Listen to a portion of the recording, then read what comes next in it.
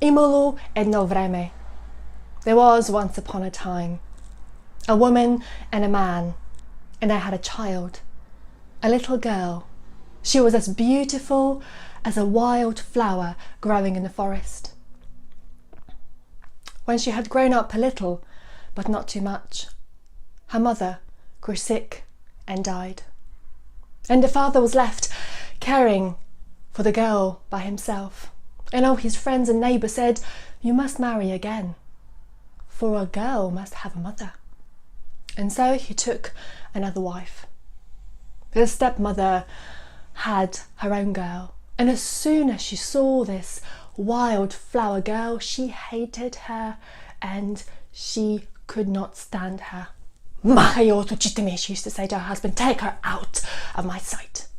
"But what am I still to do with her? She's so young and she can't look after herself." "I don't care. Take her to the forest, drown her in the sea. I don't care. Mahaya utuchitemi." And so one day an argument, the following day an argument, the father couldn't stand it any longer. And so he told his wife to bake a pitka, a round bread. And she did. But she didn't want to use her good flour on this good-for-nothing girl.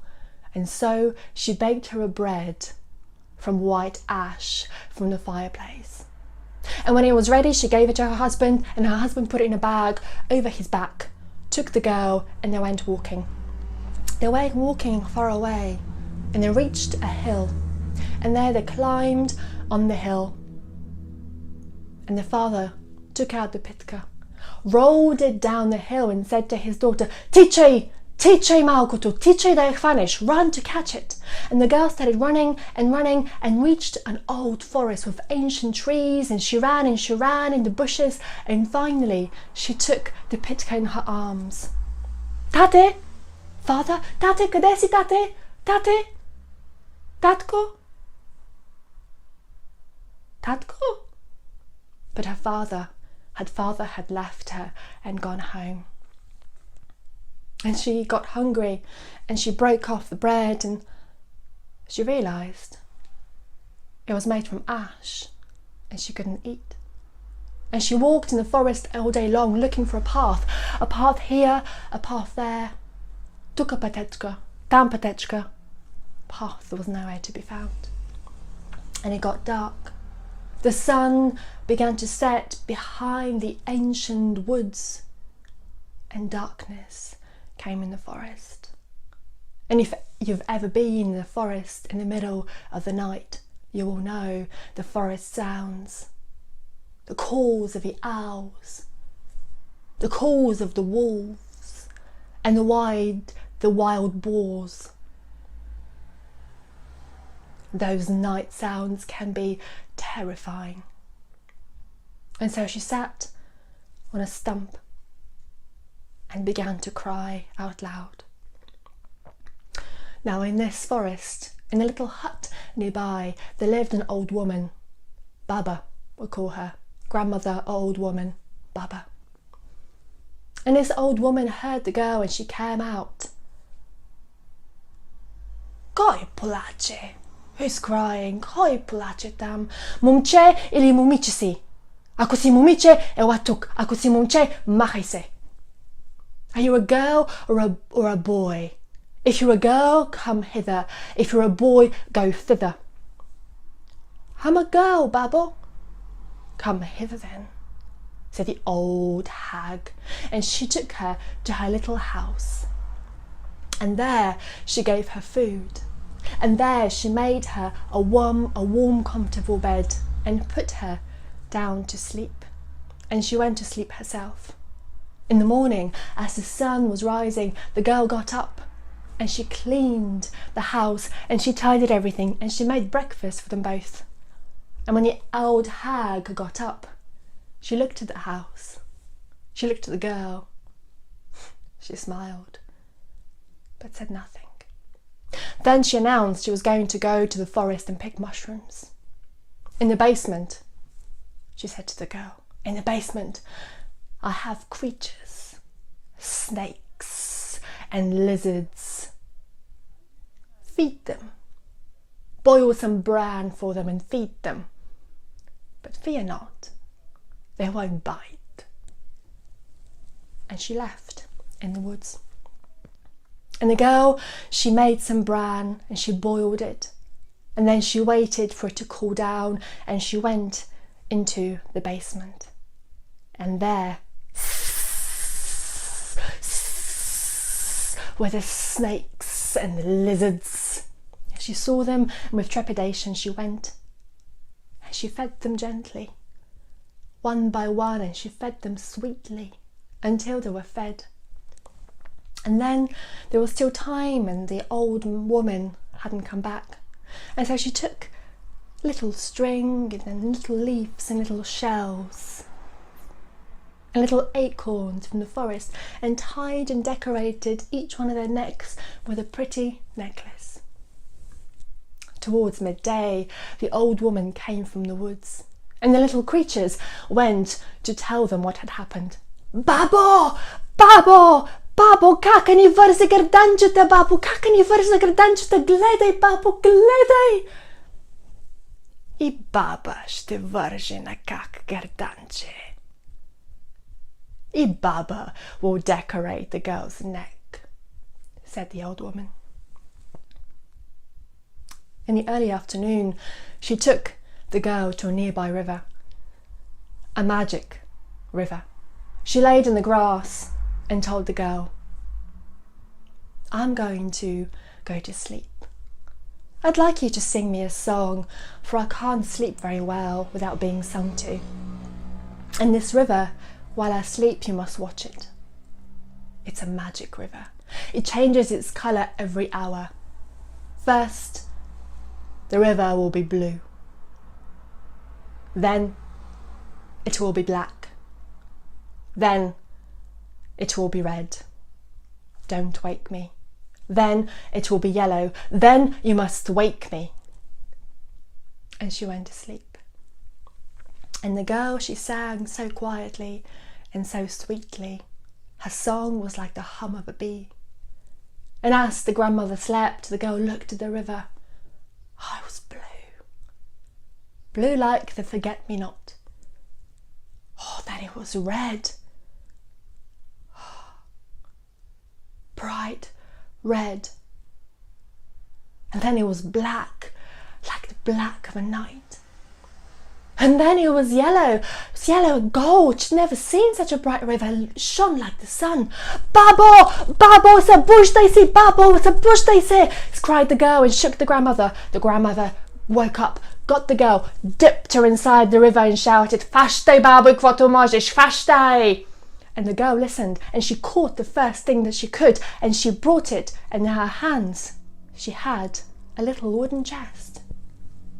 What's in the chest, Babo? Ah, said the grandmother. You must open the chest when you go home. Here is a little key. And then she took the girl into the forest and showed her the way home. And the girl walked home. It was late afternoon when she came. And before she came in the house, everything became bright like the sun shone. Her stepmother looked and became green with envy. Her father asked, What's in the chest? Daughter, what's in the chest? And the daughter took the chest in the house, put her little key inside and opened it. And when she opened the cover, it was gold everywhere. Her stepmother, she couldn't contain her anger. I want my girl to have a chest like this, and I want my girl to brighten the house when she comes in. Bake me a pitka, said the man. And so the stepmother baked her own daughter a pitka. Oh, she took the most magnificent organic flour that she could find and she baked her a beautiful pitka.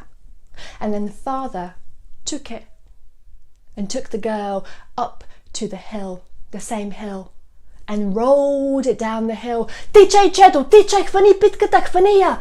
And the girl started running down the hill and finally caught the pitka. And she looked for her dad, but her father had long since disappeared and gone home. And then she began to cry as her sister had before. She cried loudly, and out from the hut emerged the old woman. Coi place, mumce ili mumici, ako si mumice ewatuka, ako si mumce hudisi. Mumici sem babo, I'm a girl babo, then come hither. And the woman took the girl into the house and gave her food to eat and made her a bed, and then she herself went to sleep. In the morning, the sun was quite high in the sky when the old hag arose from bed, and she saw the girl still sleeping and snoring loudly. She wasn't pleased. She frowned, but said nothing. She awoke the girl and told her, "Asutivum zagubby, I'm going for mushrooms. And you clean the house and then feed my creatures, snakes and lizards. But don't worry, they don't bite." And then she went into the forest. The girl started sweeping, but she forgot to sprinkle the stone floor with water, and dust went everywhere and covered everything. And then she boiled the bran, but didn't wait for it to cool down, so she gave it to all the creatures and burned their mouths and tongues. And then the grandmother came back from picking mushrooms, and she saw her whole house gathered in dust. She wasn't pleased. And then the creatures came to her and said, "Babo, babo, kakani ubari, babo, koku puli, babo, babo, chki koku puli." And the grandmother said, "I baba still bari kakavi, and grandmother will burn the girl." Midday passed. The old woman took the girl to the magic river, sat down on the river bank on the grass, and told her, "Sing to me, for see, you know I can't sleep without being sung to."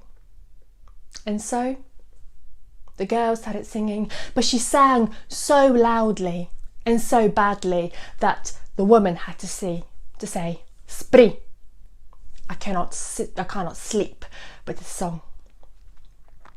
And so she told her about the colours of the river. "First, it will be blue. Don't wake me. Then it will be red. Don't wake me. Then it will be yellow. Don't wake me. When the river becomes black, then you must wake me." And she fell asleep. And the girl watched the river blue and then red. "Ha! Like the blood." And then black, like tar. And then she woke the grandmother. "Babo, babo, sabudise. And the grandmother took the girl and dunked her in the river and shouted, "Funny babi kvotomoshish, fashte." And the girl took what she could in her hands, and when she emerged in the riverbank, she held a little wooden chest. And the grandmother gave her the key and sent her on the way home. And her mother, the girl's stepmother, waited on the doorstep impatiently. But when the girl came, black clouds appeared, and thunder, and it began to rain. And behold, the girl's mother said, "Oh, I can't believe it." She was so angry with the girl. "That wooden chest better have gold in it," she said. And then when they opened the wooden chest, from it emerged snakes and lizards and crabs, and started chasing everybody and biting everybody, and everybody started shouting and running towards the house. And the stepmother began to chase the girl and said, take her, grab her to the father." And the father chased her outside, and the girl was scared, and she ran, exasperated as she saw her father chasing her and grabbing her. And she spread her arms, and as she spread her arms, she flew high into the sky, and higher and higher and higher, until she was higher in the buildings and the trees and the highest mountains. And there, with her bright light, She shone brightly. And there she still is today, the morning star. And you can find her when you look at the sky. And she's still shining down on you until this day.